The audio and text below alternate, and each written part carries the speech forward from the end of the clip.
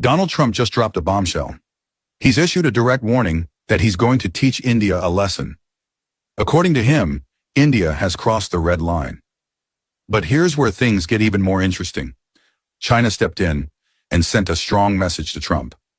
The U.S. told China and others, "Don't buy oil from Russia." China's reply? "We don't care." Yes, those were their exact words. And they didn't stop there. China warned that if the U.S. slaps 100% tariffs on them, they're fully prepared. They said, "Go ahead, do whatever you want. We're ready for it." That's how confident China is. Their economy is huge. They don't flinch at pressure like this anymore. And today, China made a bold statement. America is just 17% of the global economy. It's not the ruler of the world. Now let's break down what's happening behind the scenes. Russia's oil tankers have started arriving at Indian ports. That's right. India is openly receiving Russian oil, and more shipments are already in the pipeline. Meanwhile, China is preparing for the next phase, not just to defend, but to strike back. What's coming next? Massive retaliation. China is getting ready to completely ban exports of rare earth elements to the U.S. This is huge. These rare elements are the backbone of modern tech. Missiles, iPhones, electric vehicle batteries, aerospace tech. Almost everything depends on them. Guess what? 80% of the global supply comes from China. So if China blocks that, U.S. defense, tech, and energy sectors will grind to a halt. But there's more. Trump has now warned India, saying he won't let them get away with buying Russian oil. And what's China doing? They've asked Russia to convince India to fully commit to BRICS and push forward with de-dollarization, ditching the U.S. dollar altogether. Imagine this. China, India, Russia, Brazil, and South Africa forming an economic wall against the dollar, and more countries joining them. That's not just economic rivalry.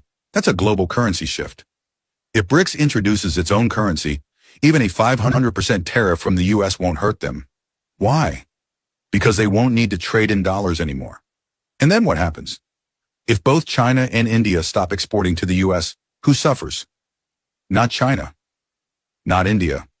It's the American people, who will now pay much higher prices for everyday goods. Inflation? Skyrocketing. Tech? Delayed. Rare earth supplies? Gone.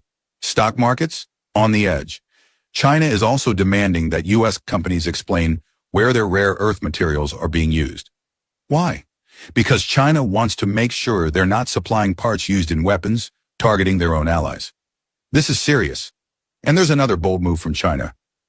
They've refused to stop buying oil from Iran. So now, if India, China, Russia, Brazil, South Africa all stand united and they reject the U.S. dollar, what happens? The entire global trade structure could collapse. And who benefits? Russia's economy will boom. They'll have new buyers. China and India will be energy secure. Meanwhile, what does the U.S. do? Slap sanctions? Impose tariffs? The world is getting tired. Vietnam, Indonesia, Malaysia, the Philippines, they're all fed up with U.S. economic tactics. The world is shifting. And here comes the biggest economic shift. If half the world says goodbye to the U.S. dollar, then the dollar's dominance ends. It'll trigger a crash in U.S. markets, global recessions, stock sell-offs, oil market chaos. And let's not forget, Europe is still buying gas from Russia, despite what they say about Ukraine. That's the double standard the world is noticing. Trump warned Apple that he'll impose tariffs on them too. What happens if he does?